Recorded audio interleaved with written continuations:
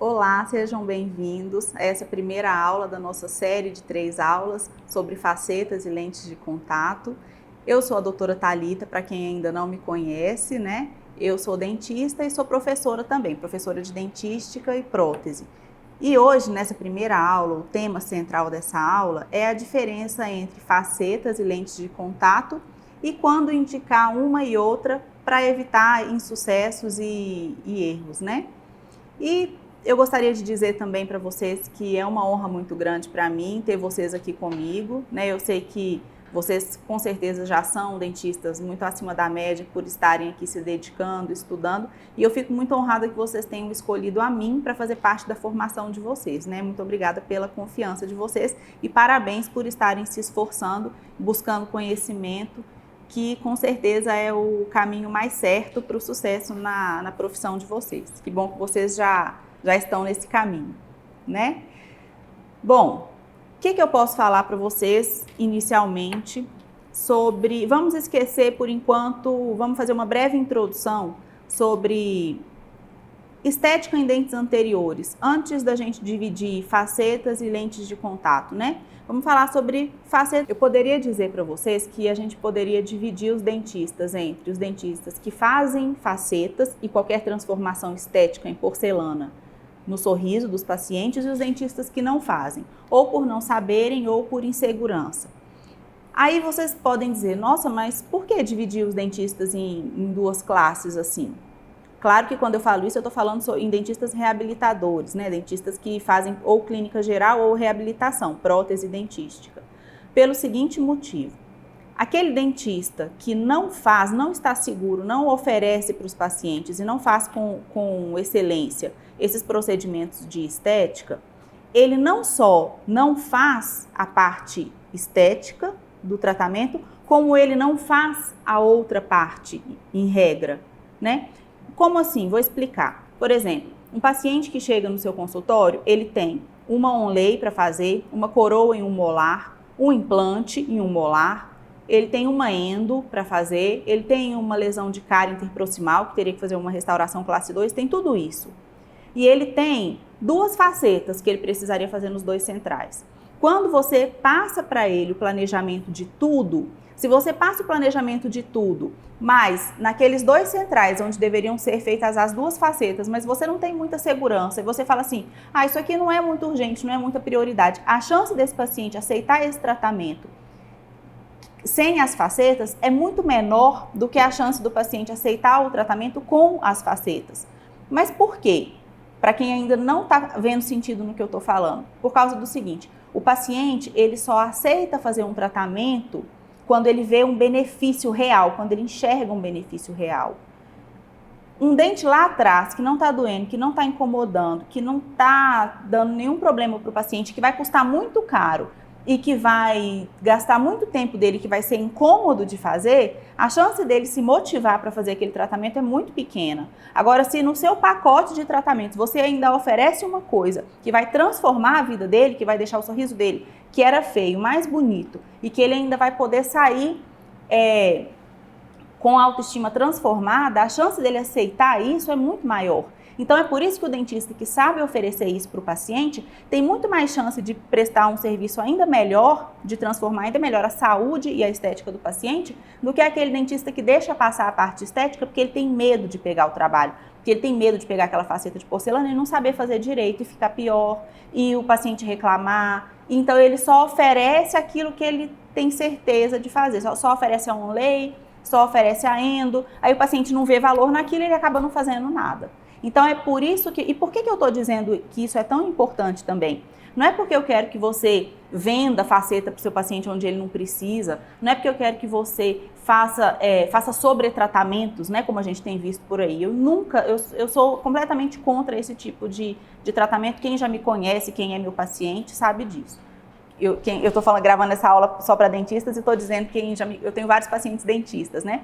Então, jamais sobretratamentos não estão no meu rol de procedimentos, né? Mas o que eu quero dizer com isso? Que essa é a minha experiência. Foi assim que eu comecei. Quando eu comecei com odontologia, eu comecei do mais absoluto zero.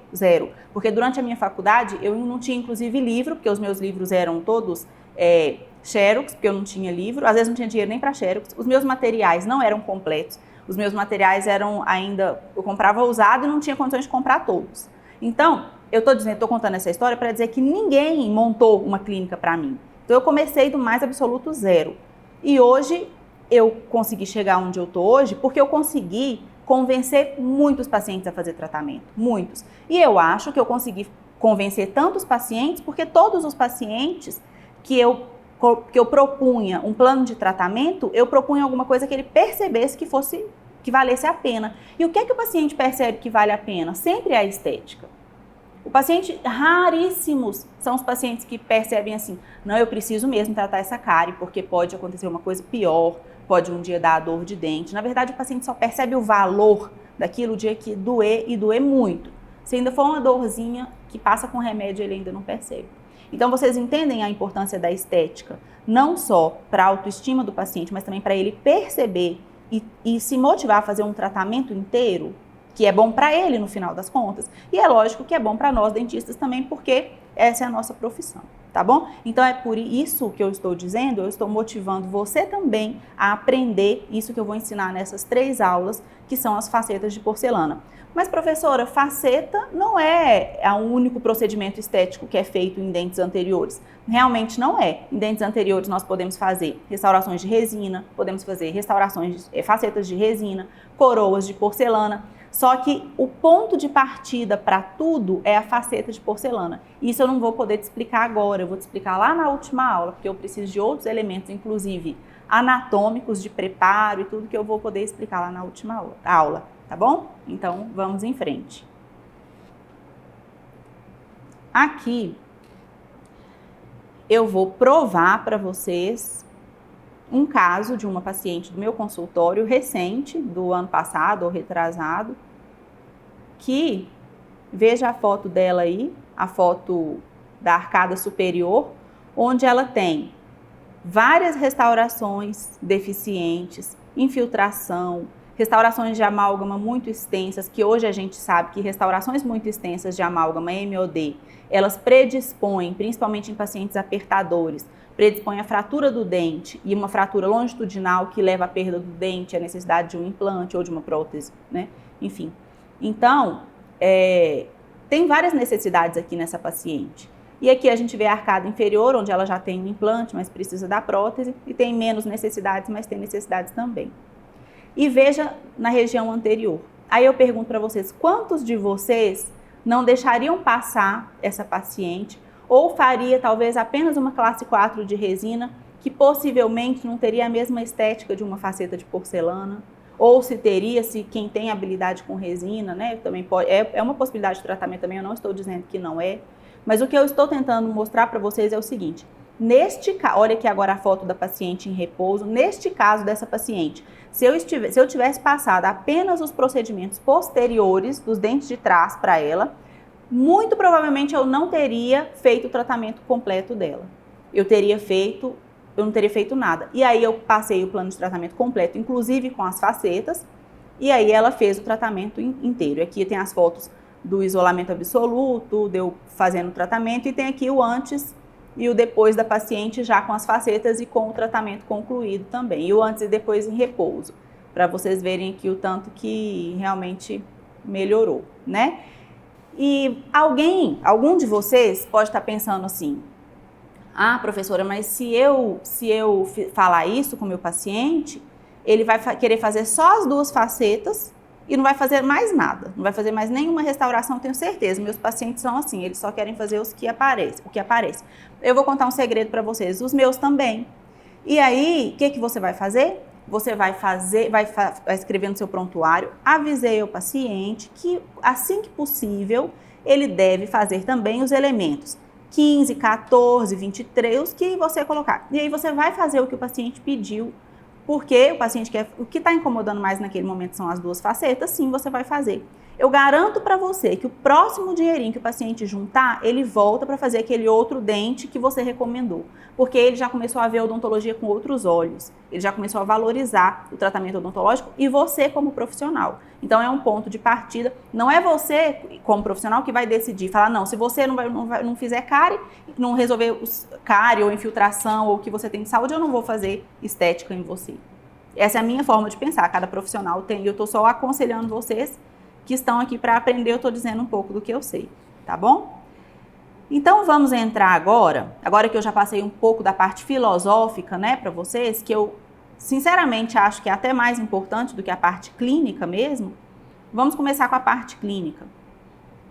Qual é a diferença entre facetas e lentes de contato? Essa confusão, ela é muito grande entre os pacientes e é muito natural que seja grande entre os pacientes, porque os nomes são confusos mesmo, eles não entendem. Agora, uma coisa que me surpreende, e eu como professora, eu tenho acesso a essa informação muito clara, é que é uma confusão entre os dentistas também. E isso é inadmissível, né? Porque os próprios dentistas não sabem o que é uma faceta e uma lente de contato. E os próprios dentistas acham que realmente existe uma diferença estrutural, uma diferença em relação ao material de composição de uma faceta e de uma lente de contato.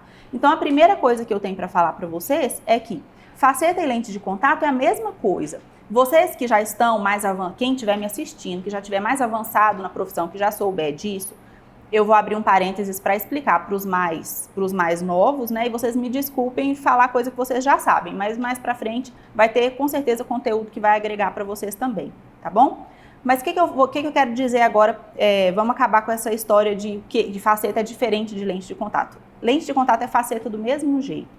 Só que a faceta, ela convencionalmente, né, ao longo de todo esse tempo, ela sempre teve uma espessura de 1 milímetro, às vezes 1,5 milímetro. E por causa da evolução dos materiais, pelo menos aí há uns 8, 10 anos atrás, foi possível confeccionar facetas ultra finas, tão finas que elas chegam a 0,3 milímetros de espessura. Então é muito, muito fina mesmo. Tão finas, da mesma espessura de uma lente de contato do olho. Essa é a única semelhança. E foi um apelido, um nome nada científico e meio infeliz que um dos nossos professores famosos aqui do Brasil inventou, que hoje eu acho, sinceramente, que ele se arrepende, porque não sabia que ia popularizar dessa forma. Outra prova que eu tenho para dar para vocês que esse nome, lente de contato, não é um nome assim muito científico, é que no mundo inteiro não se faz essa divisão. Não existe um nome para faceta fina e um nome para faceta grossa, né, convencional. E só no Brasil que existe isso. Não se chama de, sei lá, não sei como é que chamaria em inglês, lente de contato em inglês, ocular, né? Não se chama assim lá. Lá não tem essa divisão, né? Nem em nenhuma outra língua do mundo, só no Brasil. Então, professora, mas então se é assim, por que quando você vai dar curso, você coloca assim no seu curso, venha aprender facetas e lentes de contato? Porque se eu não colocar, é o dia inteiro no meu direct assim, professor, o seu curso de faceta, você também vai ensinar lente de contato? Aí eu tenho que ficar respondendo também, aí eu tenho que explicar tudo isso aqui que eu estou explicando. Então, o nome popularizou? Popularizou. A gente pode usar? Podemos falar? Podemos, mas a gente tem que saber, no fundo, que é a mesma coisa, é o mesmo material, só que são de espessuras diferentes. Uma desgasta o dente e a outra não? Não tem nada a ver. Eu posso perfeitamente fazer uma faceta convencional que não desgasta o dente e uma lente de contato que desgasta o dente. Não é porque é lente que não desgastou, né? Isso eu vou explicar mais pra frente também, tá bom? Deixa eu passar aqui pra frente. E em relação aos nomes, gente, eu quero só fazer um parênteses aqui, falar sobre um fenômeno que está acontecendo aqui no Brasil. Eu não posso dizer se é só no Brasil também, mas o que está acontecendo aqui entre nós é sobre nomenclatura em odontologia. Hoje em dia, existe o nome facetas, que é o nome antigo, e é um nome correto, é um nome convencional. Aí veio lentes de contato, aí como lente de contato é meio errado, todo mundo sabe que é, aí vieram com um terceiro nome, que é laminados. Aí laminados cerâmicos, engloba facetas e lentes de contato. Mas aí já é um terceiro nome. E não está acontecendo isso só com facetas. Laminados, então, veio para substituir lentes de contato e facetas. Não se fala mais porcelana, agora a gente fala cerâmica. Não se fala mais broca, falar broca é errado, agora se fala pontas diamantadas, né? E chega-se ao cúmulo de não se fala mais restauração, que agora o certo é falar restauro. Eu vou colocar um restauro no elemento 12, né? Então, aqui antes da gente começar a nossa aula, novamente, para quem não me conhece, quero alinhar com vocês que a minha nomenclatura é a nomenclatura de sempre. É restauração, porcelana, faceta e broca. Porque acho que a odontologia já é muito confusa para quem aprender. Se a gente ficar, nós professores, né? A gente quiser cada hora inventar um nome novo, é até crueldade com quem está aprendendo, né? E com quem está se atualizando também. Então entendam que eu sei que pontas diamantadas é o nome mais atual, eu sei que restauro é o nome mais atual, mas eu continuo usando o nome e recomendo que vocês também continuem usando os nomes clássicos aí, porque não vai agregar nada a gente aderir a essa moda, né, da nomenclatura nova. Bom, então vamos falar de faceta convencional. Vou dar um exemplo para vocês, novamente com uma foto, com um caso clínico de uma paciente que eu fiz o tratamento dela utilizando duas facetas convencionais, nos dois incisivos centrais, no 11 e no 21. Essa paciente chegou com um dente amplamente restaurado e escurecido, né, porque teve tratamento endodôntico, que é o dente 21, e no dente 11 não tinha esse escurecimento, mas tinha uma restauração ampla também. E além disso, a anatomia desses dentes não era uma anatomia favorável, porque os dentes eram curtos. Os incisivos centrais, eles sempre precisam ser entre 1 milímetro, entre 1,5 e meio milímetro maiores do que os incisivos centrais, normalmente do tamanho dos caninos, ou um pouquinho maior do que os caninos. E não era o caso dessa paciente, como vocês estão vendo aí. Ela tinha os incisivos centrais retos, ângulos distais retos, sendo que olha os ângulos dos incisivos laterais dela, como são arredondados. Então, ela deveria ter os incisivos centrais arredondados também, porque isso é uma característica do sorriso feminino. E ela tinha um sorriso extremamente feminino, ela é uma menina linda, e os incisivos centrais retos, né? Então, eu precisava de melhorar a anatomia dos dois dentes e ainda um deles era escurecido. Então, é claro que aqui eu não ia ficar falando para ela, não, vamos ser conservadores, vamos só trocar as resinas, porque eu não ia resolver o problema dela, né? E o que eu posso fazer aqui, que eu resolvo o problema dessa paciente, se não for para sempre, pelo menos por muitos anos, indefinidamente, por muitos e muitos anos. Tem trabalhos, inclusive, que mostram 97% de sucesso em facetas de porcelana, tudo bem que cimentadas em esmalte. Aqui não é totalmente cimentada em esmalte, mas são margens em esmalte, em todo o término, né, da faceta. Então, é uma grande chance de sucesso. Então, é claro que eu propus aqui facetas, mas facetas convencionais e não facetas ultra finas. E o que me fez decidir por facetas convencionais aqui? Duas coisas. Uma, dentes amplamente restaurados. É uma questão que você deve optar sempre por facetas convencionais. E a outra, dente escurecido. Se o dente é escurecido e você vai colocar uma faceta ultra fina, imagina que essa faceta é transparente, ela é translúcida, dá para ver o fundo. Se o dente é escurecido, você vai colocar a faceta fina, dá para ver lá do outro lado que o dente está escuro, vai ficar cinza.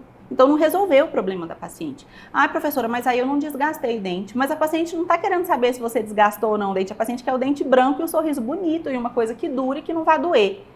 E isso, nada disso a gente resolve com uma faceta ultra fina aqui, né? Então aqui uma faceta convencional. Como que é o passo a passo de uma faceta convencional? Um preparo, então aqui vocês estão vendo o preparo do dente dela. Qual é a técnica de preparo que eu usei aqui? Eu usei a técnica da silhueta. Aí muita gente fala, professora, eu pensava que a técnica da silhueta só se usava quando a gente estava aprendendo. E a senhora já fez mais de 1000 elementos cerâmicos, até hoje usa a técnica da silhueta? Com certeza eu uso, porque é uma técnica que eu tenho certeza que eu não vou errar. né? Então, para que se agora eu já tenho mais experiência, significa que agora eu já posso arriscar errar? Não, né? Sempre técnica da silhueta. E aí terminei os preparos e uma etapa importantíssima é tirar foto do substrato com uma escala de cor, para que o protético saiba que cor é o substrato e que ele possa desenvolver a porcelana, a faceta, de forma que ele consiga mascarar esse substrato. E aqui depois da cimentação das facetas. Esse caso, para mim, é um caso perfeito, maravilhoso. Eu não consigo ver defeito nesse caso. Todos os meus casos ficam assim? Qualquer caso que eu faço fica desse jeito? Não. Nem todas as pacientes que eu faço têm o lábio lindo desse jeito, igual dessa paciente. Nem todas as pacientes que eu faço são jovens como ela. Nem todas as pacientes têm os outros dentes tão bonitos, né? Então, não é para você também ver o seu paciente e falar assim, nossa, o meu caso do meu paciente que eu fiz hoje não ficou igual da professora Thalita, mas você tem que ver que o meu lá, que às vezes é uma senhora, às vezes também não vai ficar tão bonito, né? Então, esse é um caso realmente que ficou muito bonito, mas cada caso tem a sua limitação. E agora, eu vou mostrar para vocês um caso de uma faceta ultra fina, chamada aí a lente de contato.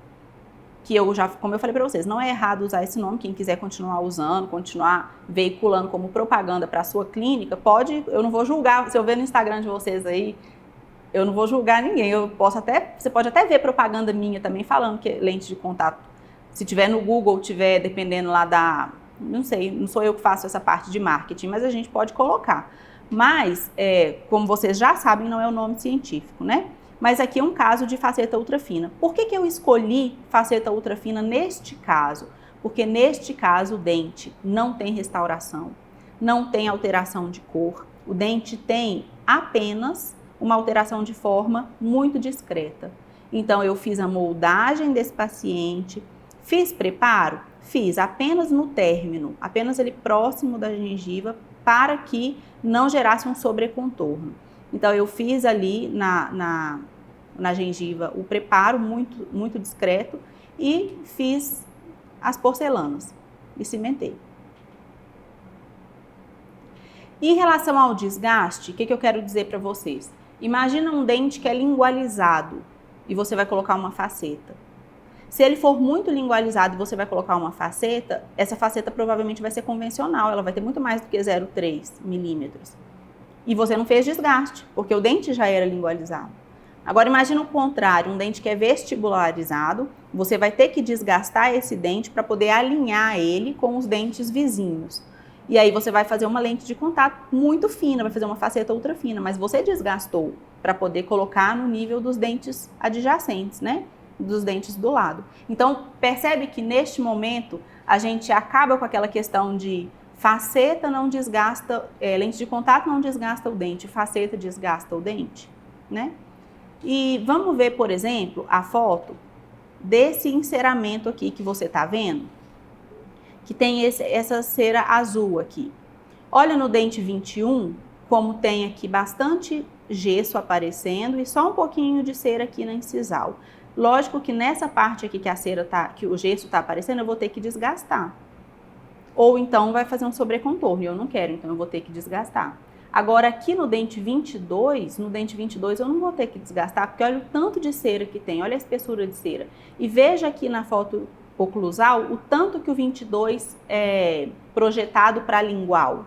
Então eu tenho espaço para colocar, então aqui eu vou colocar uma faceta convencional em um dente e vou fazer desgaste, numa faceta convencional não, desculpa. No 22 eu vou colocar, no 22 eu vou colocar uma faceta convencional sem desgaste e no 21 eu vou colocar uma faceta ultra fina com desgaste. É isso que eu quis dizer para vocês. Um dente ao lado do outro, duas situações completamente fora do que todo mundo imagina.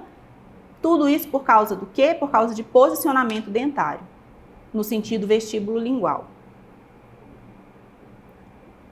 Bom, então vamos para frente aqui. Agora eu queria dar um alerta para vocês. Um alerta muito importante que vale essa aula inteira. Só esse alerta, quem Se alguém puder não ver, principalmente os mais experientes, quem estiver aprendendo não, quem estiver aprendendo a parte inicial é mais importante. Mas para quem já tem experiência, se tivesse falar assim, eu só tenho 1 minuto para ver essa aula, veja esse minuto que eu vou falar aqui, que é um erro que os experientes podem cometer, que é o quê? O dente tem canal tratado, ele não tem a mesial, não tem a distal, porque tem classe 3 na mesial e na distal. Você quer melhorar a estética do paciente, você faz o quê? Um preparo de faceta. Perceba que ele não tem a lingual, ele não tem vestibular, ele não tem a lingual, ele não tem distal e não tem mesial, e você tirou a vestibular para fazer o preparo de faceta. Então ele ficou sem nada. Aí você cimentou a faceta e ele foi embora. Alguns dias depois, 2 meses depois, ele volta com o dente fraturado. Porque no momento que você estava fazendo o preparo ali, você não enxergou isso, porque você está vendo só, você não tá tendo a visão tridimensional da quantidade de resina que aquele paciente tem. Então, aí alguém deve estar pensando assim, nossa, já aconteceu isso comigo mesmo. Então, quer dizer que era isso? Era isso. Então, o que eu devia ter feito? Você devia ter feito o seguinte, via pela radiografia, viu lá que estava nessa situação, endo, não tem mesial, não tem distal, e eu vou ter que fazer preparo na vestibular, então, preparo para pino, pino e coroa. Nossa, professor, coroa, fazer desgaste de coroa? É melhor fazer uma coroa do que acontecer essa situação, né? E aí, alguém pode estar pensando assim também, não, mas toda vez que tem endo e eu vou fazer uma faceta, eu sempre vou colocar pino. Não, também aí já é um exagero. Você só vai colocar pino se não tiver a mesial e a distal. Se tem a mesial e a distal e tem a vestibular, só porque perdeu a palatina e o acesso endodôntico foi um acesso conservador, você não precisa colocar pino. Eu tenho muitas facetas em dentes tratados endodonticamente que não precisou colocar pino e não precisa colocar, tá bom? Ah, professora, não é sempre melhor colocar? Que mal que vai fazer? Não, não é sempre melhor colocar. Nesse momento de colocar o pino pode acontecer uma perfuração, pode acontecer uma contaminação, tanta coisa, tudo que a gente puder. É a mínima intervenção consciente, né? Na verdade, é a intervenção suficiente, só suficiente para ter um tratamento seguro. Tá bom? Então, o que eu tenho para falar por último aqui para vocês? Para vocês, falei de alguns insucessos, né, que podem acontecer, mas o maior insucesso que pode acontecer na sua carreira e na vida do paciente que passa por você é uma indicação de faceta bem clara na sua frente, passar por você e você não ver. Então, aqui você vê essa foto dessa paciente. Essa paciente aqui, tantos dentistas ela passou por tantos dentistas que falaram assim, vamos só trocar essas resinas, vamos dar um polimento nessas resinas. O que os dentistas pareciam que estavam fazendo? Estavam sendo conservadores, né? Não vamos só, eu sou muito conservador. Na verdade, não é conservador, não está sendo conservador coisa nenhuma. Na verdade, o dentista é inseguro porque ele não sabe fazer direito. Mas aí, quando ela passou por um dentista que tinha segurança, porque já tinha feito muitas vezes, porque estudou muito, porque fez bastante curso, que é o que eu estou te convidando a fazer, que no caso passou por mim, eu transformei todos esses dentes dela em facetas de porcelana e ela escreveu um depoimento no Facebook falando assim que achava que não tinha mais jeito esses dentes, porque ela já tinha tentado tanto e não tinha conseguido. Então é isso que eu quero que você faça, que você esteja pronto para atender os pacientes quando eles passarem, para atender a indicação quando ela passar por você, né? Bom, o que eu tenho mais para falar, aqui é o caso final dela, né? Bem bonito. Também é uma dica aprender fotografia, né? E convidar você a passar para essa outra parte do mercado, né? Essa parte que sabe fazer faceta com excelência. Porque da faceta aí você sabe coroa e também resina e vai ganhando essa parte da reabilitação estética e não só da reabilitação em si. Não perca a próxima aula, que a próxima aula é um panorama geral de faceta. Desde o primeiro dia, um guia prático, um passo a passo definitivo. Ah, professora, quer dizer que só de eu assistir a próxima aula eu já vou saber fazer tudo? Não, mas você vai melhorar 80%, né? E então não perca a próxima aula. Veja os vídeos que eu tenho no YouTube. Eu tenho um canal no YouTube com muito conhecimento de muita qualidade. Então veja lá, porque vai te ajudar muito a passar de nível, do nível que você está hoje, para um outro nível de odontologia que você vai praticar. E também me siga no Instagram, porque todo santo dia eu posto uma dica lá que isso não são palavras minhas, são palavras dos próprios alunos, são dicas que salvam uma semana deles, um paciente que apareceu com o dente quebrado, não sabia o que fazia e fez aquilo e salvou. Então, venha participar também dessa comunidade que ajuda tanta gente e ajuda principalmente os pacientes, tá bom? Até a próxima aula.